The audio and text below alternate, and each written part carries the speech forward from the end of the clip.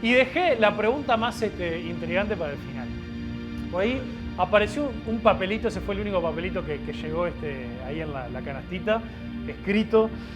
Y ese papelito tenía, lo que decía era, no era una pregunta, pero decía, no entendí lo del anticristo, decía.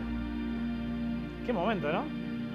Entonces, la pregunta que formulamos con eso es, ¿quién es el anticristo? O sea, y rarísimo el tema, pero muy bueno en realidad cuando nos ponemos a estudiar. Entonces ahí vieron que me divierto ahora con dibujar los títulos ahí.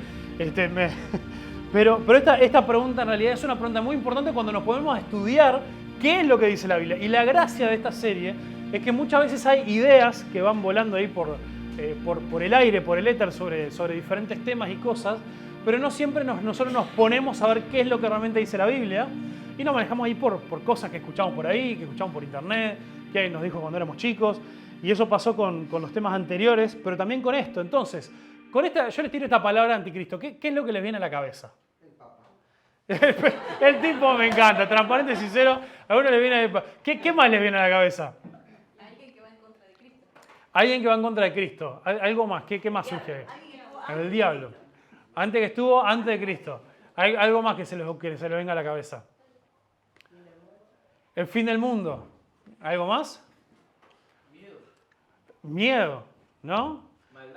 Maldad. ¿Alguna otra cosa? Persecución. ¿Alguna así última y bajo el martillo? ¿Algo más ahí que...? El hombre. Ahí va. ¿En qué sentido? Que el hombre está siempre en contra de Cristo. Tremendo. Bueno, vamos a ver. ¿Cómo se llama la serie? ¿Qué dice Dios? ¿Qué dice Dios en su palabra? Entonces, un dato muy interesante es que la palabra anticristo, que significa, como dijo Caro, estar opuesto, estar en contra de Cristo, ¿saben cuántas veces aparece en la Biblia? Aparece 4 veces. 4 veces nada más. Y las 4 veces aparece escrita por la misma persona que fue el apóstol Juan. Y la misma persona que lo escribió aparece tanto en la carta en Primera de Juan, que aparece 3 veces, y en Segunda de Juan, que es bien cortito, es un capítulo solo, aparece una vez, pero es interesante que ese único capítulo es todo para hablar solamente sobre el tema del anticristo. Entonces, ¿qué les parece si después, aunque vamos a ver algunos detalles, pero me parecería importante, vamos a leer de corrido estos pasajes, ya que no son tantos. Vamos a leer todo lo que dice la palabra de Dios sobre este tema. Y ahí quizá vamos a poder después señalar algunas cosas. Primero que vamos a ver es Primera de Juan, capítulo 2, versículo 15 al 26. Los espero un poquito porque Primera de Juan es un libro chiquito y cuesta encontrarlo. Pero está ahí sobre el final.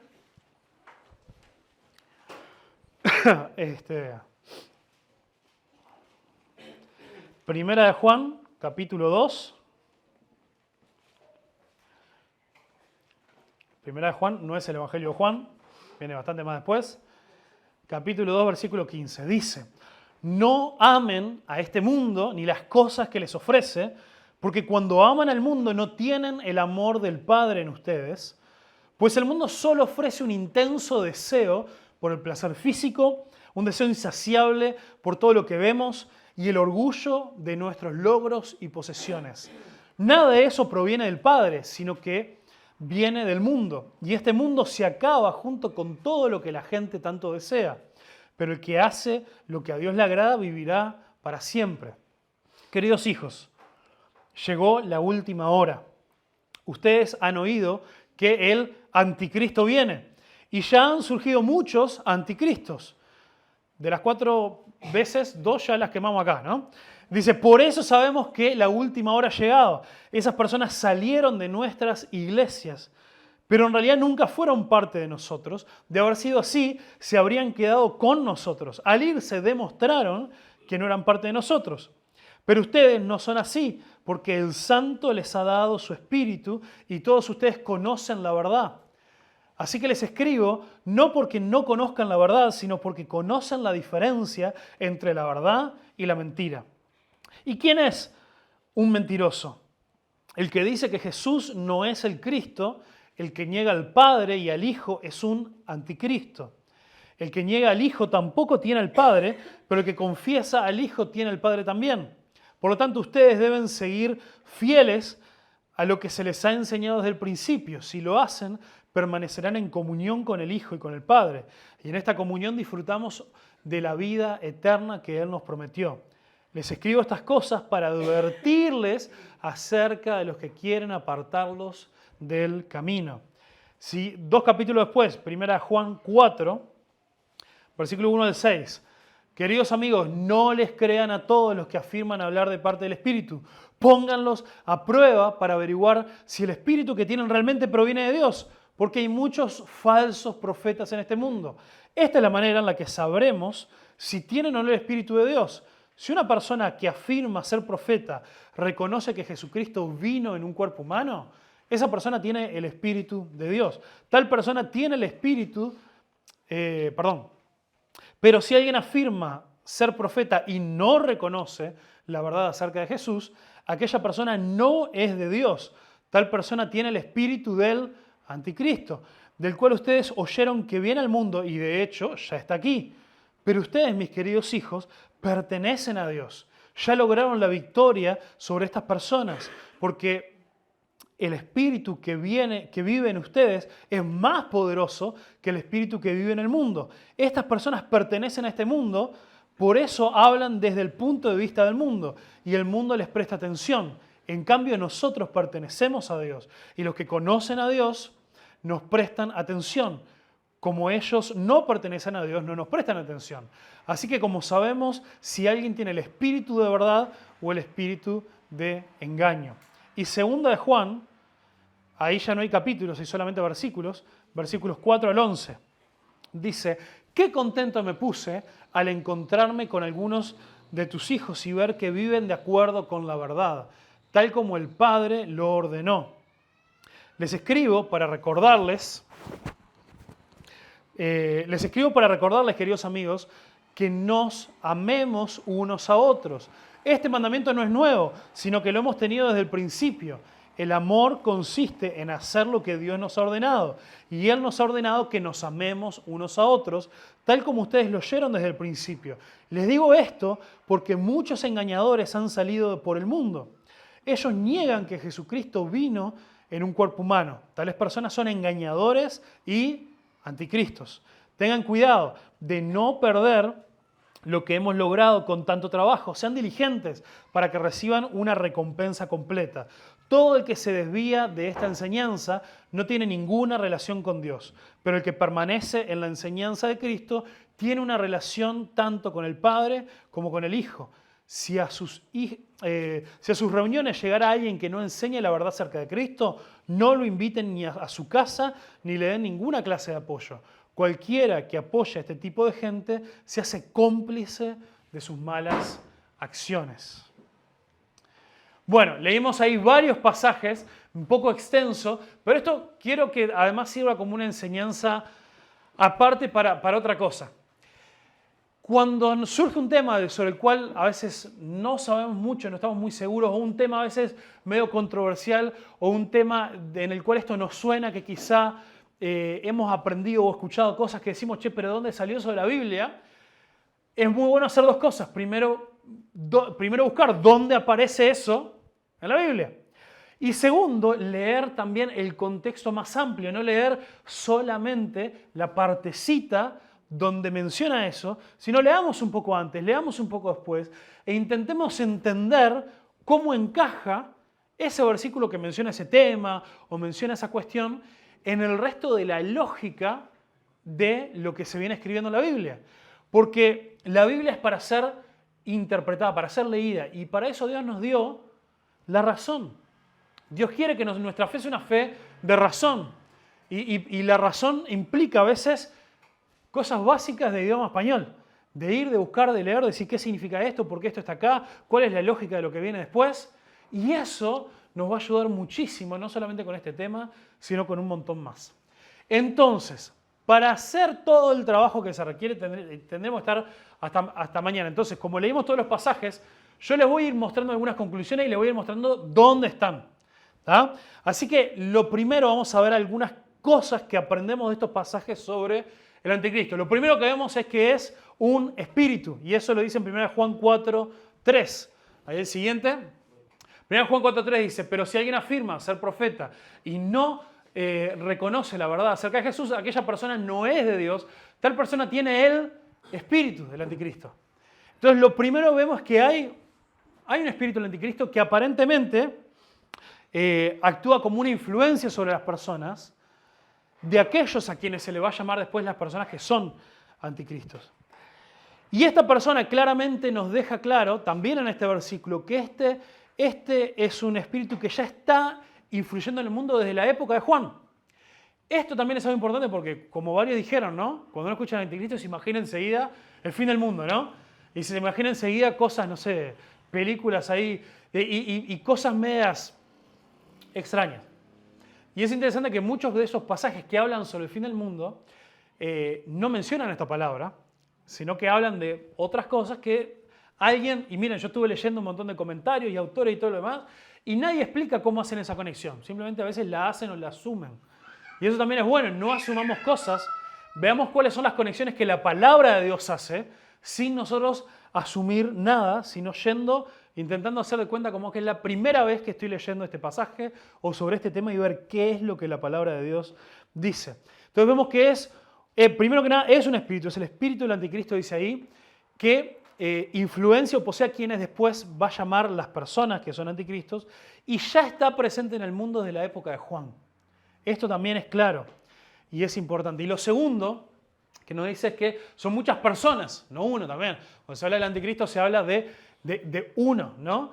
Y hay un argumento que después dice que vendrá también, o sea que ahí hay ahí sí quizá una conexión hacia lo que pueda pasar más adelante, pero claramente Juan hace un énfasis en los muchos anticristos que ya han estado entre nosotros, que ya han pasado, y algunos que quizás están presentes en este momento en las diferentes iglesias, y que por conexión vemos que están bajo la influencia de este espíritu, seguramente un espíritu satánico, demoníaco, que lo que busca es que poner a la gente en oposición, en contra de Cristo.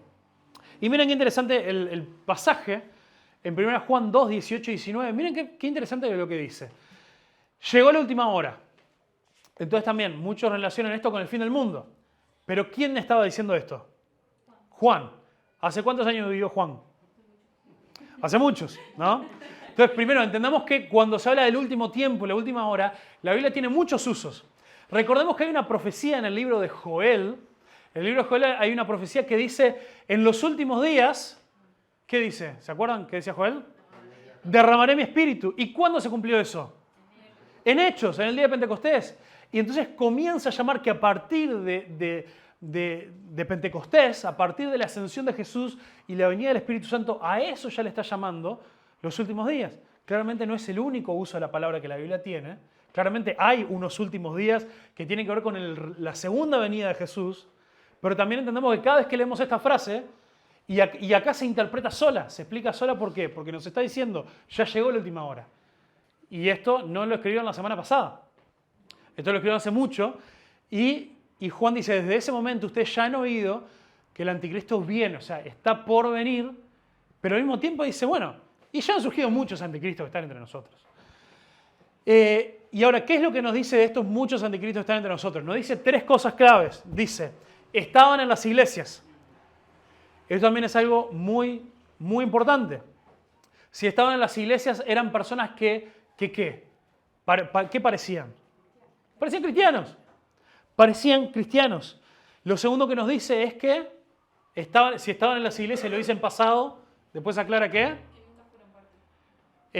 antes de eso dice que salieron. O sea, estaban en la iglesia, pero ya se fueron. Y dice, y en realidad nunca fueron parte de nosotros. De haber sido así, se habrían quedado. O sea, que la demostración de que no eran parte de nosotros es que se fueron. Y es muy interesante también pensar por qué. ¿Por qué es que se fueron? Y eso va a ser el tercer punto. Entonces, eran personas, más de una, que estaban siendo influenciadas por este espíritu que quiere poner a la gente en contra de Cristo. Y eran personas que formaban parte de la vida de la iglesia y que para ellos eran cristianos comunes y corrientes, que solamente quedó claro que no eran hijos de Dios una vez que se fueron. Qué tremenda pregunta. Decime más fuerte. Judas Iscariote, si podría ser un ejemplo. ¿Podría ser un ejemplo Judas Iscariote de esto? Bueno, sigamos. Es una excelentísima pregunta. Sigamos a ver qué es lo que nos dice la palabra de Dios, qué características tienen estos anticristos, ¿no? La tercera cosa que nosotros aprendemos de esto es que, ¿una más? Otra más, lo dejamos para después. Lo tercero es que el objetivo de los anticristos es engañar a la iglesia. Engañar a la iglesia. Donde hay varios pasajes que nos dejan claro esto. El siguiente dice, 2 Juan versículo 7, dice, le digo esto porque muchos engañadores han salido por el mundo. Ellos niegan que Jesús vino en un cuerpo humano. Tales personas son engañadores y anticristos. Por si no nos quedaba claro de lo que iba a estar hablando, te dice, no solamente son engañadores, sino que son anticristos. Entonces vemos que la característica principal que vemos en este pasaje de lo que quieren hacer estas personas es engañar a la iglesia. ¿Y cómo se engaña a la gente? Mintiendo, pero ¿en qué querían buscar? Haciendo creer. Enseñando otra cosa. Entonces, no eran solamente cristianos así, comunes y corrientes, sino que buscaban ponerse en posiciones de liderazgo y de enseñanza para torcer la verdad de la palabra de Dios. Entonces, por esta razón, es excelentísima la pregunta de Caro sobre si Judas habría sido quizá el primer anticristo. Ciertamente no puede ser que estuvo en contra de Cristo.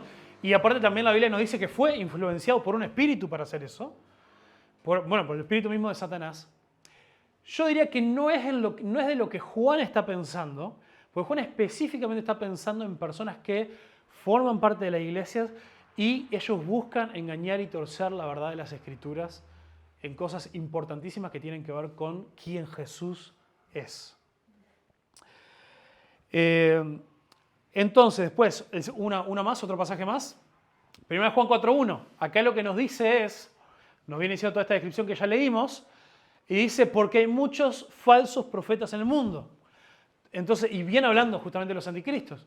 Entonces, son engañadores de las iglesias porque buscan enseñar y se presentan como profetas. ¿Qué es un profeta? Es alguien que habla de parte de Dios. Entonces, no son maestros cualquiera.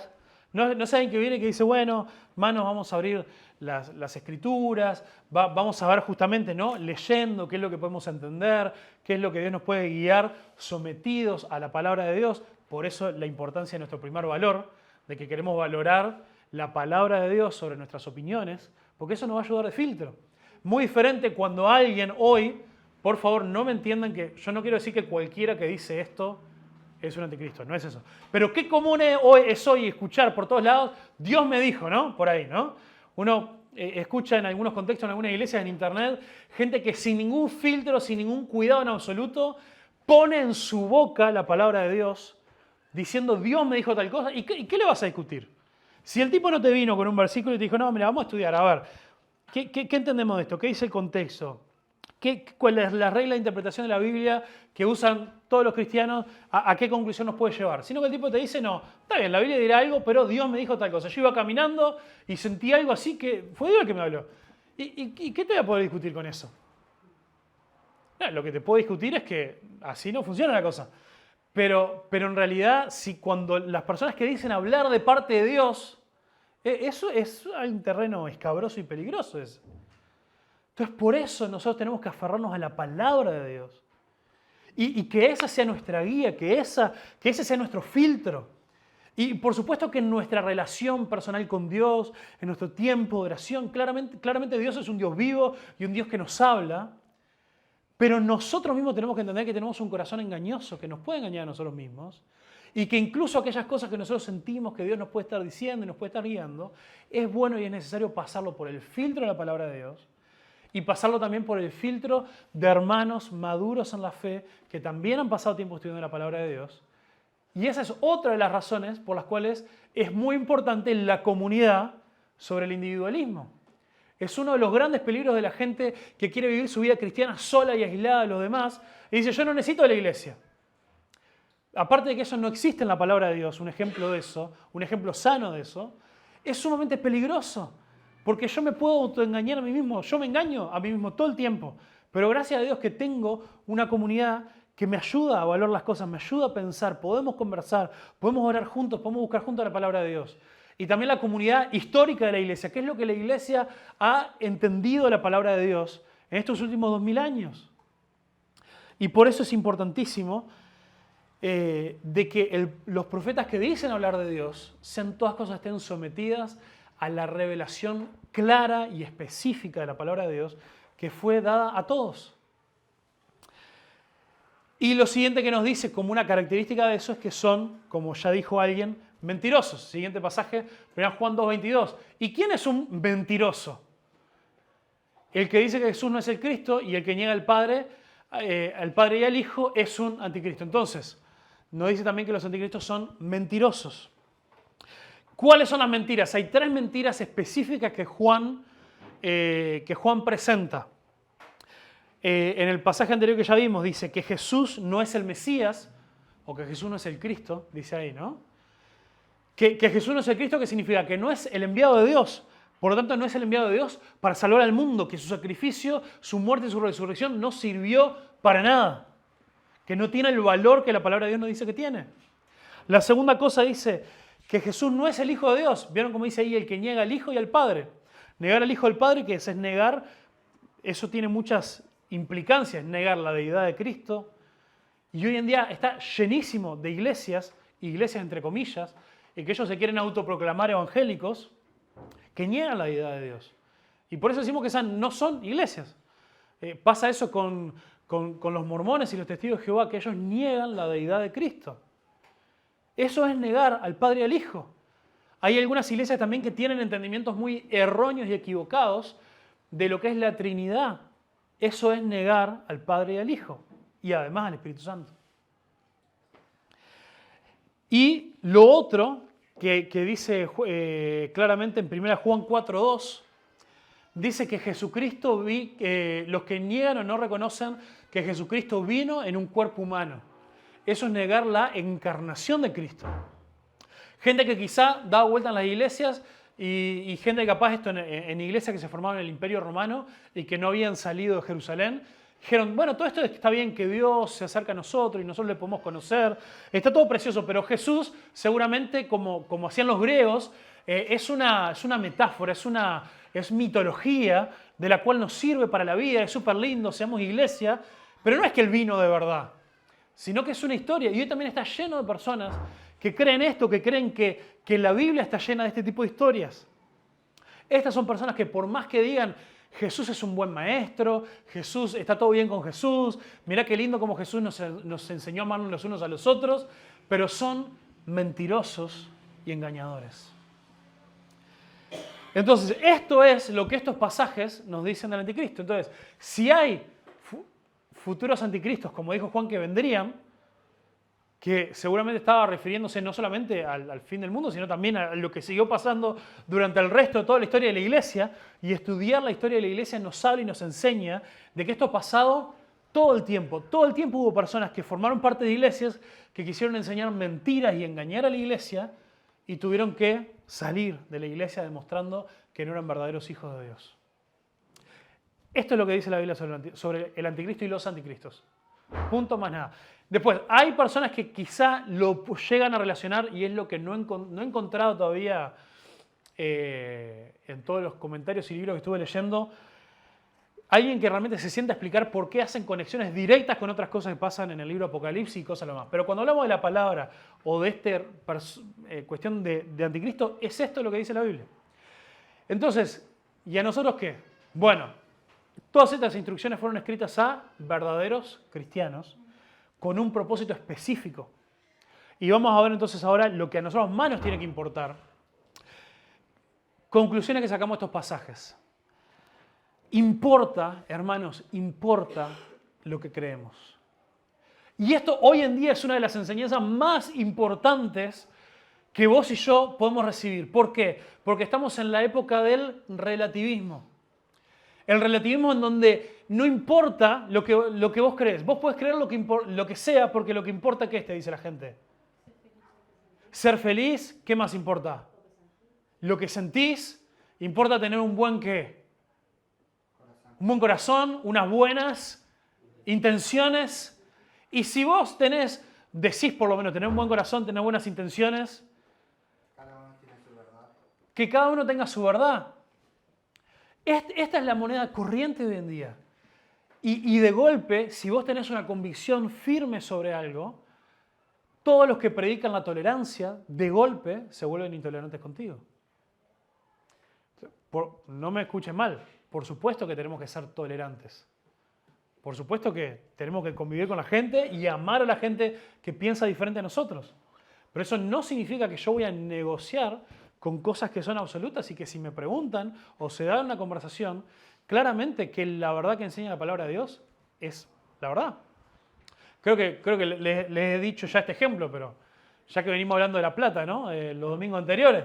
Si yo voy al banco y digo, no, mira, quiero retirar $10.000. No, señor, usted no tiene $10.000. ¿De qué me está hablando? No puede retirar $10.000. No, pero yo me identifico como una persona que tiene $10.000 en la cuenta de banco. Bueno, yo qué sé, manéjese. Mira, acá tiene el estado de banco, no existe. No, yo entiendo, pero esa es la verdad del banco. Señor cajero, esta es mi verdad. No sea intolerante conmigo, esta es mi verdad. Entonces, se entiende que lo ponemos así, todos nos reímos. Pero vos llegas a cuestionar esto en nuestra sociedad, sobre cualquier otro tema, sobre cuestiones de ideología política, sobre cuestiones de la sociedad, sobre cuestiones de crianza, sobre cuestiones de sexualidad, sobre cuestiones de creencia religiosa, nadie se va a estar riendo. Nadie se va a estar riendo. Entonces, realmente importa lo que creemos. Y hay un autor que se llama Richard Weaver, que escribió un libro que se llama Las ideas tienen consecuencias. Y en ese libro le explica cómo algunas ideas en la sociedad tienen consecuencias. Y eso sigue siendo verdad en la sociedad, pero también en nuestra vida. Lo vimos también con los temas anteriores, con el tema del sufrimiento. Lo que yo creo de quién es Dios, cómo es su carácter, influencia muchísimo lo que yo voy a entender de por qué existe el mal en el mundo. Y por qué a veces cada tanto el mal me toca sufrirlo a mí. Y si yo tengo una idea equivocada de quién es Dios, de cuál es su carácter, cuál es la naturaleza de Dios, voy a tener una noción muy desfigurada de por qué Dios permite el sufrimiento en el mundo. O quién está detrás del sufrimiento. ¿No? Como decíamos, cuando leemos Job capítulo 1 y vemos que Satanás le pidió permiso a Dios para meterse con la vida de Job, y Job le dio permiso y le dijo, sí, anda, y Dios le dio permiso, uno queda, así que no fue que Satanás escapó y lo hizo ahí medio escondida y después dijo Dios, ay, no te puedo creer lo que le pasó a Job. Las ideas tienen consecuencias. Y principalmente lo que vos y yo pensamos sobre Dios, principalmente sobre quién es Jesús, sobre las cosas básicas de la fe, tienen consecuencias. Y para mí hay un ejemplo clarísimo de la palabra de Dios que lo vimos sobre el final de la serie de Lucas.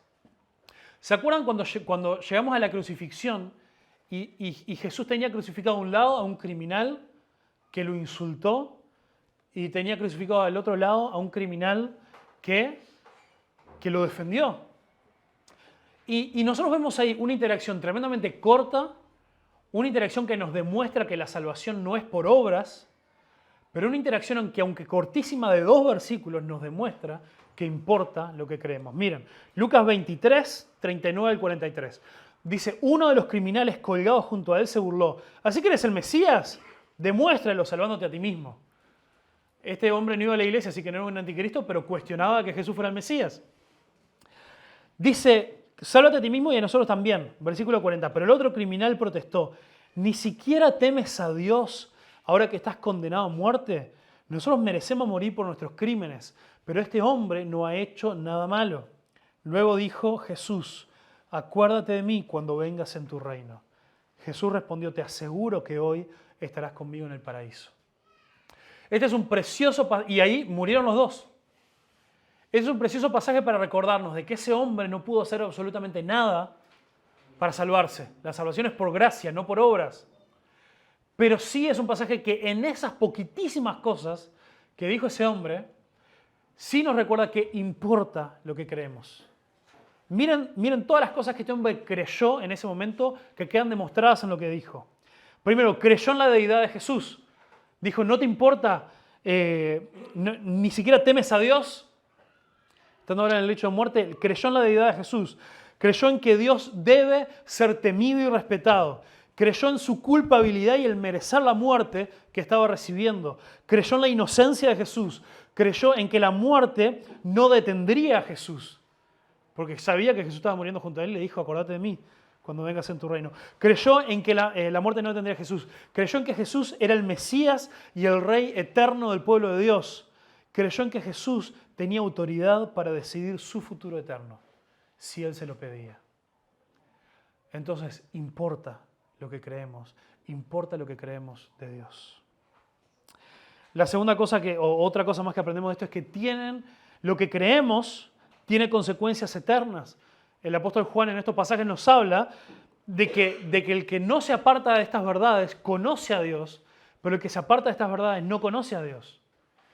Esto es tremendo en un tiempo donde justamente en muchos lugares nos movemos mucho más por las experiencias, por lo que yo puedo sentir, por lo que yo quiero ir y cantar y a ver cómo voy a sentir y cómo a ver cómo van a orar y apagamos las luces y ojo, a mí, nosotros nos reunimos mañana, tenemos toda la pared pintada de blanco, no pasa nada, pero no tengo problema con aquellos que ambientan mejor y todo lo más, yo he ido a campamentos jóvenes, no me importa.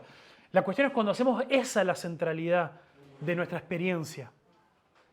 Y cuando hacemos eso, ¿no? de tener músicos que saben cómo llevarnos y cómo mover nuestras emociones para un lado y para el otro.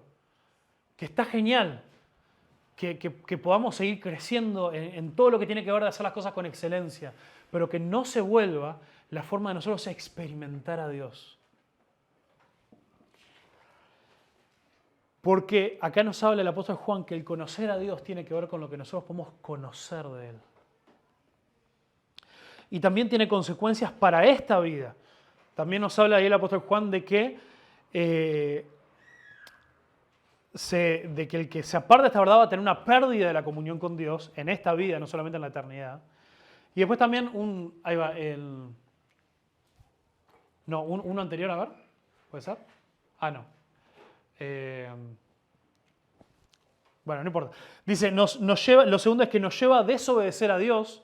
El pasaje que estaba buscando, capaz que no lo puse ahí, es 2 de Juan 6 y 7, pero no pasa nada, yo se los leo. 2 de Juan 6 y 7, viene hablando el amor, y acá está interesante en una cosa que parece que cambia de tema, pero veamos por qué es importante. En 2 de Juan está hablando del amarse los unos a los otros, y este mandamiento amarnos. Dice, el amor consiste en hacer lo que Dios ha ordenado, y Él nos ha ordenado que nos amemos unos a otros, tal como ustedes lo oyeron desde el principio. Y acá miren qué interesante, va a empezar a hablar de los engañadores y de los anticristos. Dice, les digo esto porque hay engañadores. ¿Qué significa?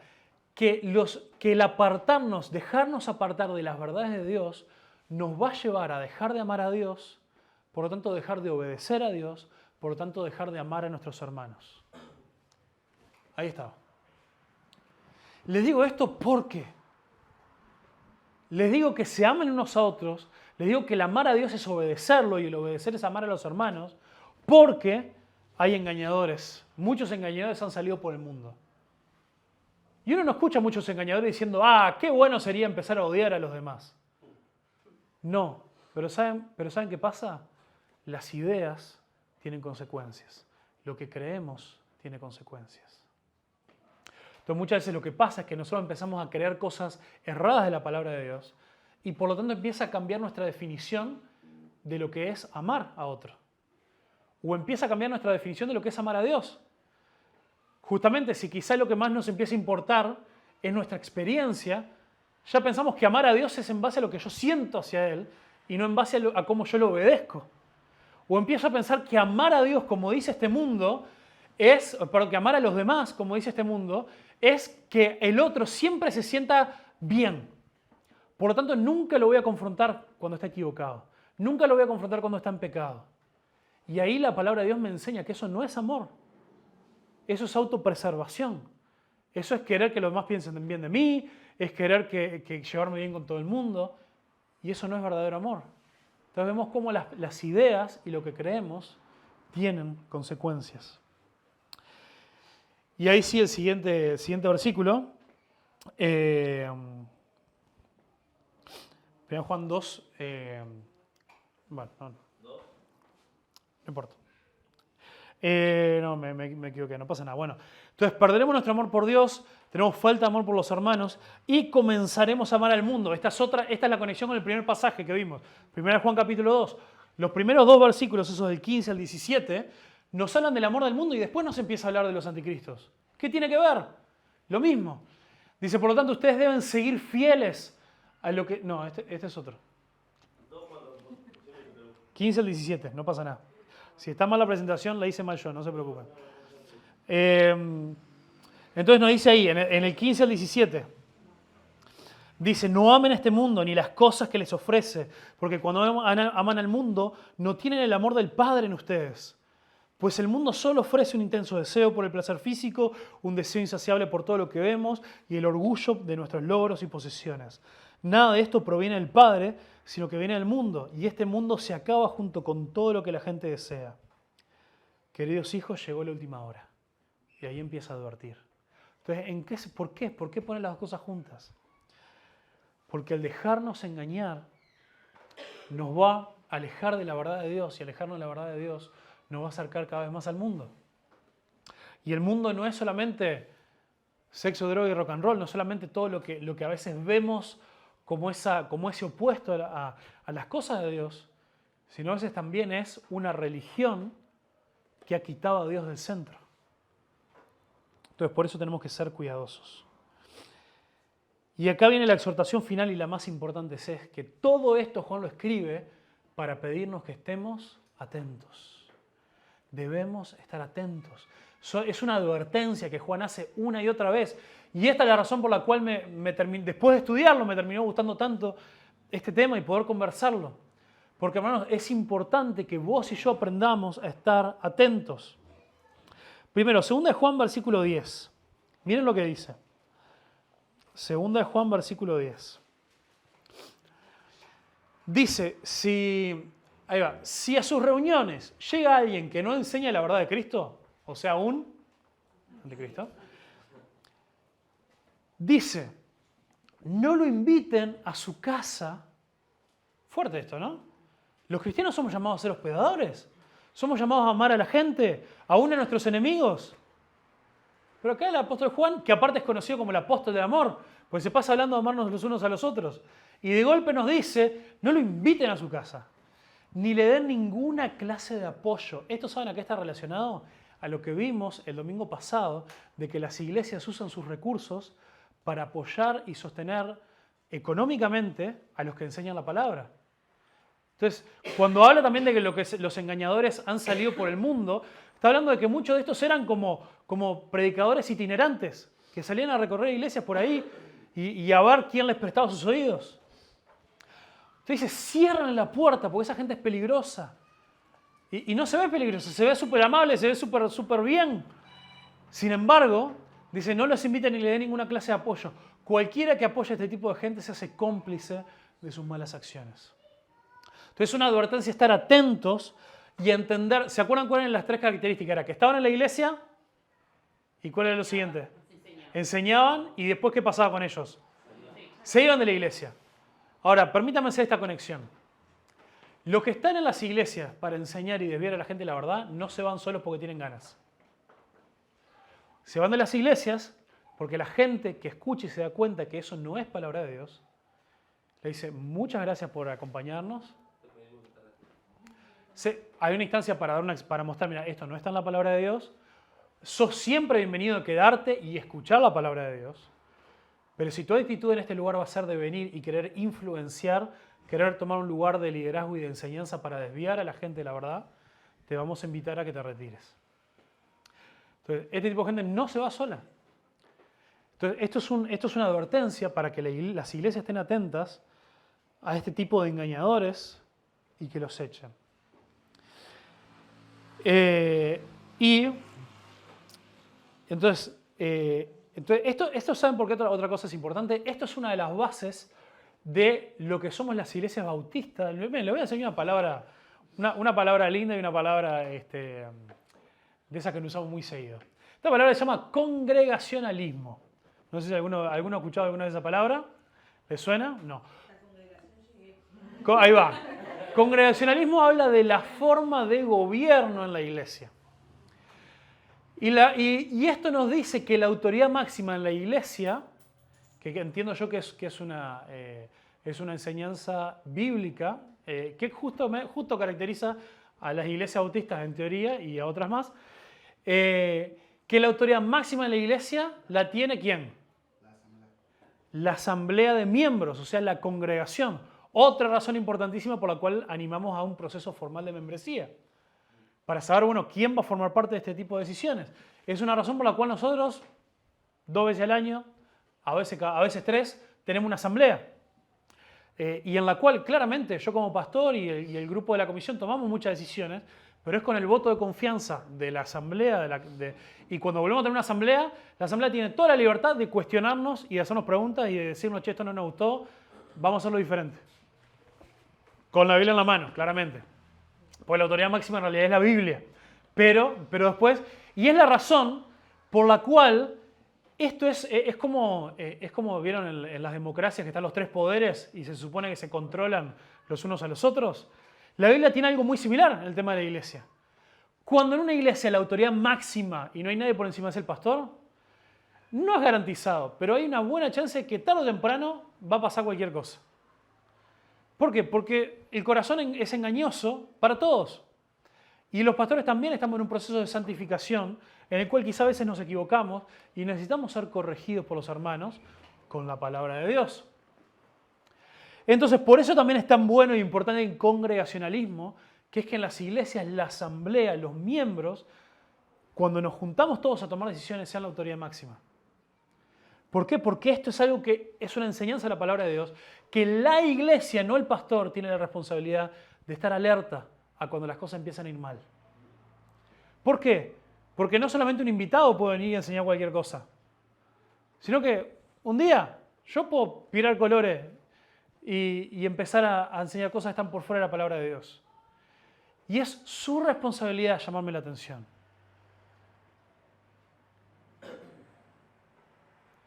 Hermanos miembros de la Iglesia Bautista de Olam, ¿toman ese desafío? Amén. Toman ese desafío. Es parte de la responsabilidad de los miembros de la iglesia. Entonces, bueno, habiendo dicho eso, ¿vieron qué importante y qué práctico es esto? Es súper práctico para nuestro día, para hoy. Y esta también es la razón por la cual cada tanto aparecen nuevas denominaciones y nuevas iglesias. ¿Por qué? Porque alguien fue echado a un lugar por enseñar cualquier cosa, pero esa persona no dejó de enseñar. Siguió engañando y siguió juntando gente. Entonces por eso también queremos que el Señor nos pueda usar para plantar iglesias, para nosotros crecer, para poder plantar otras iglesias, pero plantar iglesias intencionalmente para cumplir la gran comisión y no como pasa muchas veces que se arrancan iglesias por divisiones. Y muchas de las divisiones, ¿por qué es? Porque alguien empieza a enseñar cualquier cosa. Entonces yo espero que si yo un día piro colores y empiezo a enseñar cualquier cosa, con algunos de los temas centrales de la palabra de Dios, ese es otro tema también, de que vieron que acá Juan menciona todas cosas que tienen que ver con la deidad de Cristo, con la importancia de Cristo. No es si tenemos un desacuerdo sobre esto, si hay diezmo, si hay ofrenda, o si hay un desacuerdo sobre si vamos a hacer la reunión a las 10 de la mañana o a la tarde, o si tenemos un desacuerdo con alguna interpretación de alguna cosa secundaria en la Biblia. Con las cosas centrales de quién es Dios y la salvación, y realmente lo más importante de todo. Yo espero, hermanos, que si un día yo me vuelvo loco, ustedes me echen de acá. Y salgan a buscar, no el primer pastor que esté dispuesto a venir acá a la iglesia, sino a alguien que ame y que enseñe la palabra de Dios como autoridad máxima. ¿Amén? Amén. Entonces también, y lo otro que nos recuerda el apóstol Juan, con esto que debemos estar atentos, él nos recuerda que ya tenemos la victoria asegurada en esta lucha. Él nos dice en 1 Juan 4 al 6, dice, pero ustedes, mis queridos hijos, pertenecen a Dios y ya lograron la victoria sobre estas personas. Hay que estar alertas, pero la victoria ya la tenemos. Porque el espíritu que vive en ustedes es más poderoso que el espíritu que vive en el mundo. Cuando se usa este versículo, se usa para decir, que está en nosotros es mayor, para hacer guerra espiritual y todas las cosas. ¿Pero qué está hablando? Está hablando del espíritu de verdad que Jesús dijo a sus discípulos que nos guiaría a toda verdad para estar atentos a falsas enseñanzas y estar alertas frente a los falsos profetas. Dice, en cambio nosotros pertenecemos a Dios y los que conocen a Dios no prestan atención a esas cosas. Entonces, ¿cuál es la mayor victoria que podemos tener sobre los que enseñan cosas erradas sobre Dios y nos quieren engañar? Ignorarlos. Es como cuando los niños se pelean y se empiezan a insultar en la escuela y que le decían, pejito rebotón, todo lo que me digas para mí es para vos y no sé qué, ¿no? Es ignorarlo, es clavarle el visto, como decimos ahora con WhatsApp, ¿no? ¿Lo escuchás? Sí, mira, esta persona no lo podés animar a considerar su posición, pero si realmente es una persona que no es que esté equivocada, sino que es un lobo, dice también la palabra de Dios, que busca engañar, ya está, ni te pelees, ignóralo. La mejor forma que alguien solito se vaya. Entonces, la mejor victoria contra los falsos profetas y las falsas enseñanzas es ignorarlos. Y finalmente nos da esta exhortación de permanecer firmes y ser fieles a las enseñanzas que sí hemos recibido. En 1 Juan 2, 24 y 26 llegó ahí, ¿sí? Por lo tanto, ustedes deben seguir fieles a lo que se les ha enseñado. Si lo hacen, permanecerán en comunión con Dios. Permanecer fieles a las enseñanzas es importante para estar en una correcta comunión con Dios porque importa lo que creemos. Y en 2 Juan 9, nada más, dice, todo el que se desvía de esta enseñanza no tiene ninguna relación con Dios, pero el que permanece en la enseñanza de Cristo sí tiene una relación tanto con el Padre como con el Hijo. Entonces, es importante que permanezcamos fieles y que nos empiece a importar lo que creemos. Otra de las razones por las cuales cuando inauguramos la biblioteca, yo le dije, hicimos un filtrado, yo no fui a CLC y dije, deme todos los libros que tengan en oferta. Pues me voló con cualquier cosa ahí. Conseguimos un descuento igual, pero fueron cuidadosamente seleccionados los libros de la biblioteca para que podamos tener para que ustedes vayan y se puedan pedir prestado un libro y sepan que se van a ir a casa con autores que enseñan la palabra de Dios. Y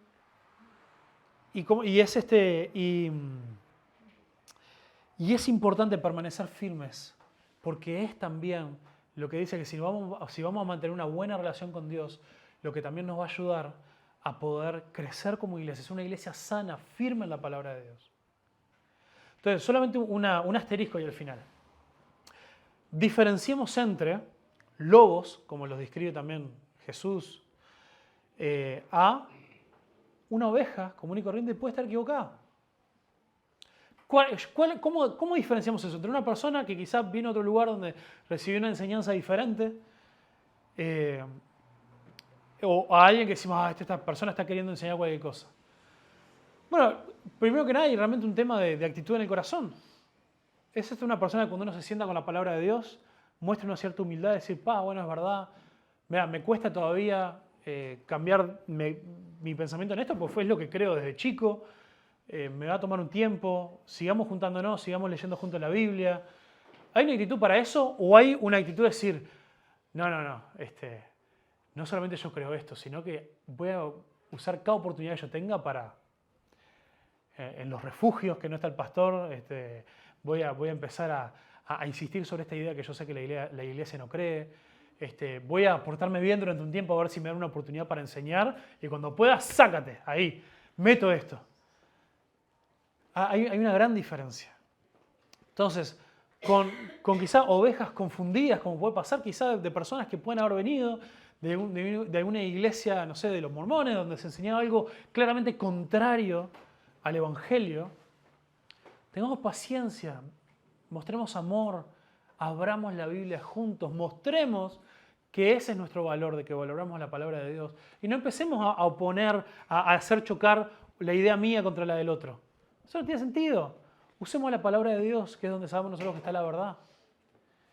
Y también, lo otro, aprendamos a diferenciar entre cuáles son las verdades esenciales del Evangelio y cuáles son verdades secundarias con las cuales podemos estar en desacuerdo y seguir siendo hermanos y seguir amándonos y seguir trabajando juntos. El apóstol Juan nos da claramente ejemplos de que lo que esta gente buscaba engañar era con cosas centrales de la identidad de quién es Dios, y también yo le sumaría cosas que tengan que ver con la naturaleza de la salvación. ¿Quién es Dios y cómo es alguien salvo? Con esas cosas no se negocia. No se negocia. Después, la palabra de Dios nos tiene un montón de enseñanzas más de cómo poder disfrutar de la diversidad que podemos, de pensamiento y de a veces entender algunas cosas diferentes, que pueden tener que ver, sí, con cómo con leer la palabra de Dios en pasajes difíciles, complicados. Pero una buena regla es que si hay una cosa que no está del todo clara en la Biblia y que uno lee los diferentes pasajes y es difícil llegar a una conclusión, es porque seguramente es algo secundario.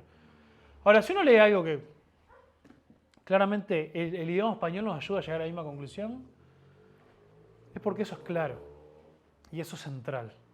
Y son cosas donde tenemos que plantar bandera y defender la verdad y la enseñanza de Dios.